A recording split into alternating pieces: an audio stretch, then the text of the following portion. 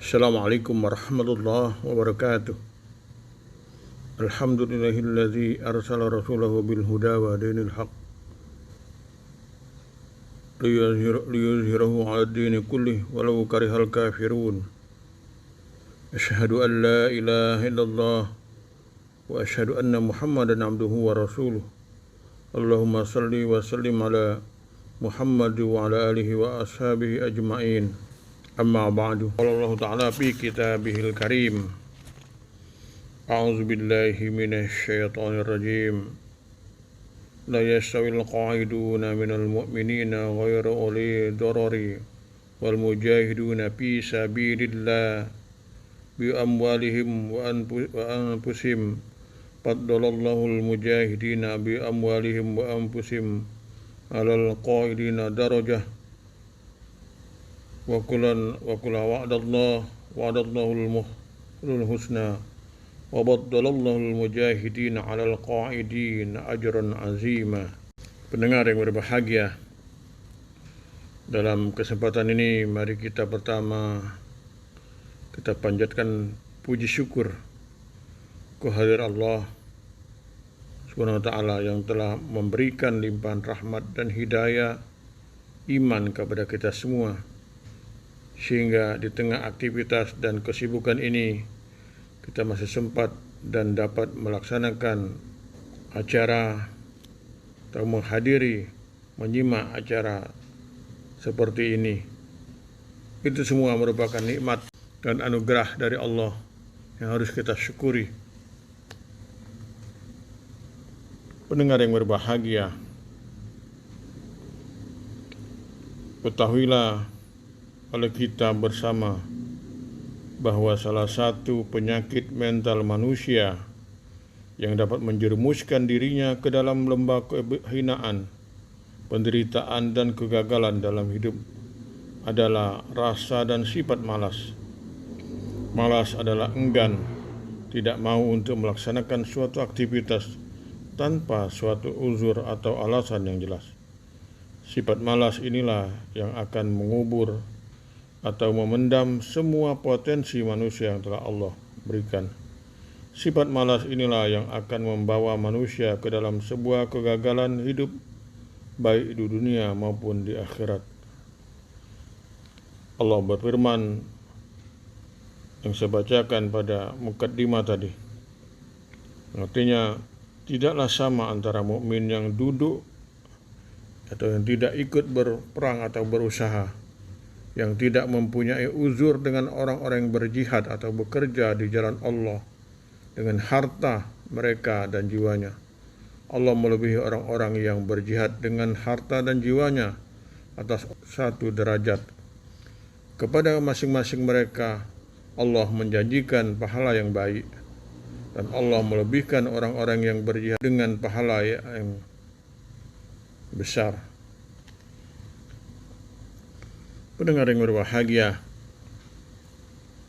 kalau kita lihat ayat tadi memberikan pengertian kepada kita bahwa antara orang yang bekerja atau berjihad dengan sekuat tenaga demi mencapai apa yang diinginkannya tidak sama, la yastawi, dengan orang yang hanya duduk-duduk saja, santai-santai saja, padahal tidak ada sesuatu yang menghalanginya.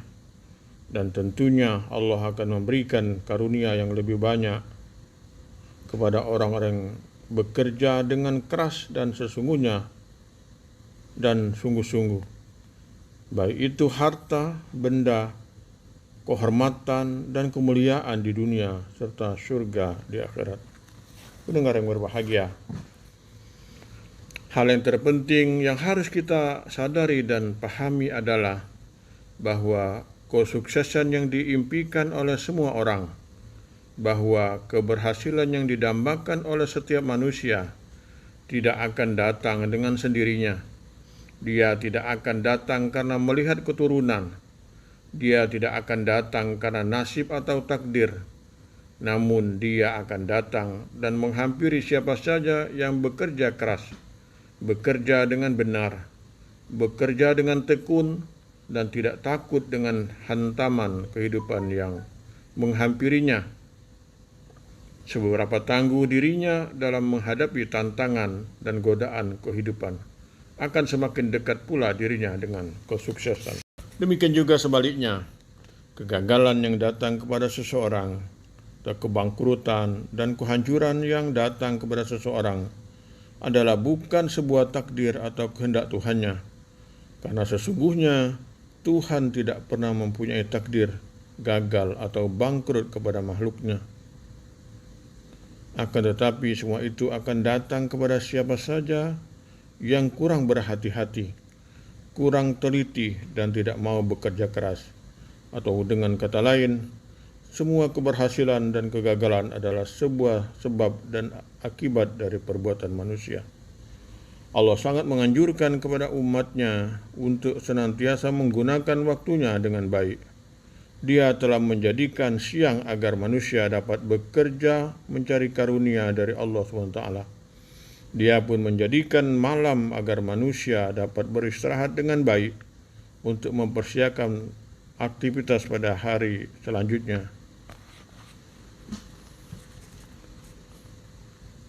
Allah berfirman dalam surat Al-Qasas 173, dan karena rahmatnya dia menjadikan untukmu malam dan siang, supaya kamu beristirahat pada malam itu, dan supaya kamu mencari kebahagiaan dari karunia-Nya pada siang hari, dan agar kamu bersyukur kepadanya. Begitulah Allah telah mengatur segalanya bagi kita.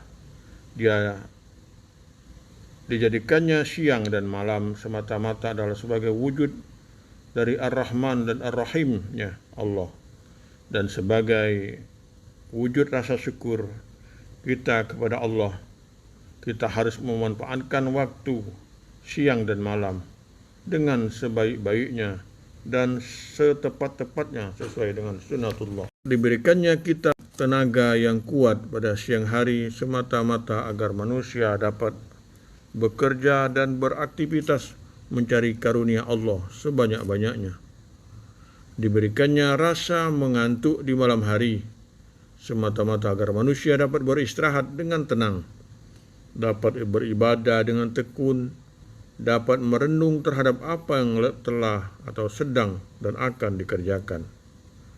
Pendengar yang berbahagia, manusia mempunyai potensi yang dahsyat dan luar biasa. Bahkan Allah telah menyerahkan dunia serta isinya kepada manusia. Nasib manusia di akhirat juga tergantung tinggal bagaimana usaha kita. Oleh karena itu, kita harus membangkitkan semangat hidup kita. Kita harus membangunkan potensi-potensi yang kita miliki. Raihlah kebahagiaan dunia dan akhirat dengan kerja keras atau jihad di jalannya. Karena sesungguhnya kitalah yang akan menentukan sukses dan gagalnya hidup, surga atau nerakanya kita di akhirat kelak. Allah berfirman, innallaha la yughayyiru ma biqaumin hatta yughayyiru ma bi anfusihim. Pendengar yang berbahagia, tantangan hidup ke depan bukan semakin kecil, bukan semakin sedikit, namun tantangan kehidupan ke depan akan semakin besar dan semakin rumit. Tantangan kehidupan ke depan harus kita sambut dengan sebuah tantangan yang harus kita hadapi dengan segala persiapan.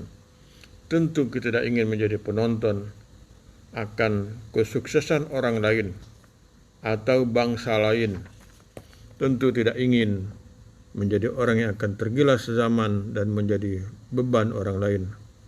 Namun justru kita harus mampu tampil menjadi pendekar kehidupan yang mampu menjadi petarung sejati tanpa mempermalukan lawan. Setiap lawan bersaing kita bukanlah musuh, namun dia adalah seorang kawan yang akan terus memotivasi kita untuk terus maju bersaing menangkan perlombaan kehidupan. Oleh karena itu, sudah menjadi sebuah keniscayaan bagi kita untuk bangkit menyongsong masa depan, mengisi bangsa yang besar ini dengan semangat kerja tinggi dan penuh tanggung jawab. Pendengar yang berbahagia, Dan kali ini saja yang dapat kita sampaikan pada kesempatan ini. Mari kita sambut masa depan ini dengan baik dan penuh kesungguhan agar kita dapat meraihnya lebih sukses. Nasru minallah wa fatun qarib. Wassalamualaikum warahmatullahi wabarakatuh.